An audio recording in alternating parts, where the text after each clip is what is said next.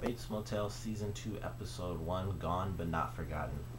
Now, this season picks up, pretty much right where Season 1 left off. It starts off right after the death of Miss Watson, and, they're at her funeral and stuff, and Norman is in this state where he's really sad that, she's dead, but that's one of the good things about this show. Like, he gets so upset about some of the things that happen, and, like, him and his mother, like, they both kind of make these deaths worse than they are. Like, they bring more attention than anyone else does, and they're the ones that tend to, cause the problems.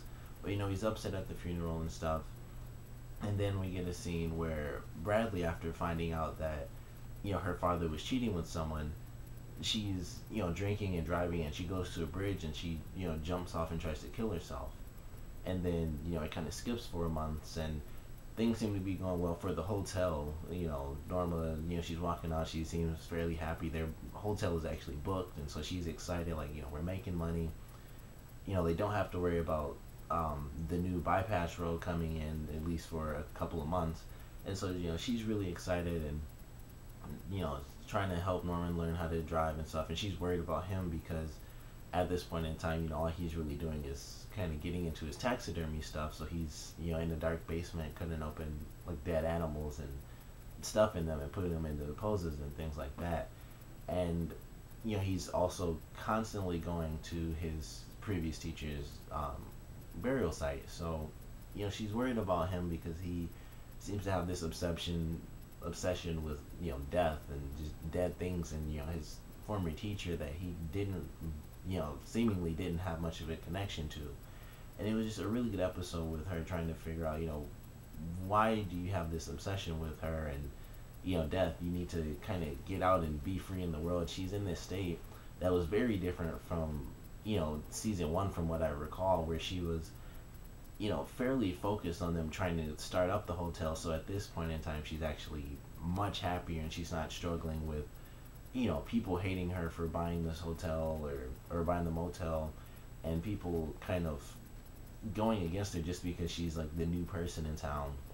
And she's at a point where now she's just kind of happy, and, like, everything's going great for us, and she kind of wants to do the same for Norman, and she wants to, push him to be happier and stuff. But in this episode, of course, things just don't work out that way, and he goes to her grave again, and he sees this mysterious man, and then he takes pictures of this random guy who could literally be anyone, and he, goes to the cops. And it was so weird that he did that because, like I said, they're the reason they have so many problems. And of course, he goes there, and then the cop asks him, like, were you at her house? Or, he's kind of like, yeah, I was, but he's like, I don't really remember when exactly, and stuff like that.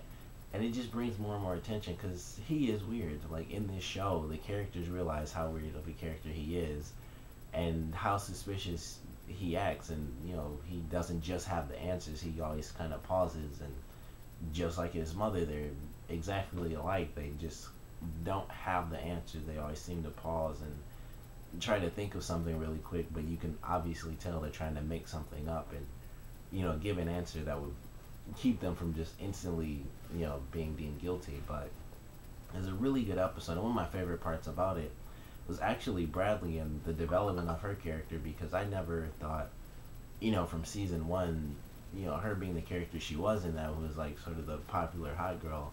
In this season now, she's like the crazy, like, kill herself type of character, and she's very, very different. And in the end of this episode, she does kill the man that she believes, killed her father. And how they kind of played that out was really, really well done, where we find out, like, of course they do the recap, like, her reading the letters from her father's mistress, and it just said B, and so it's like, who is B?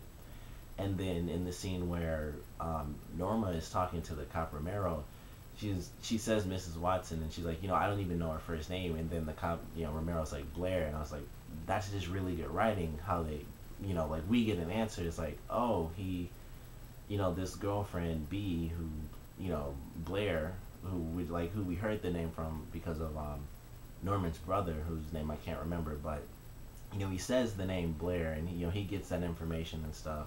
So it's like, okay, he was cheating on someone named Blair. That's where B comes from. And then we get the answer that Mrs. Watson is Blair. So Blair Watson, Norman's teacher, was the one who Bradley's dad was cheating with, and so her dad was killed as a result of that.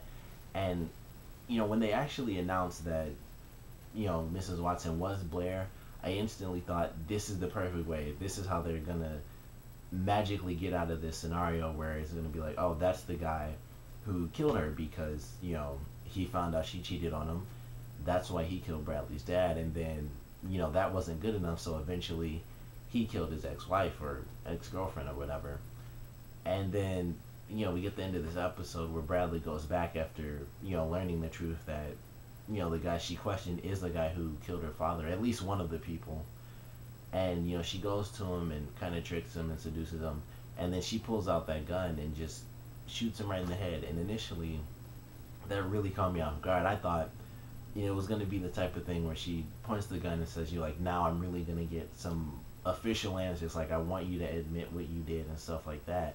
But she pulled out the gun and it was maybe 2 seconds where it was an actual pause, and not even two, and then she kills that guy, and that's pretty much it. So I'm really excited to see how this season goes.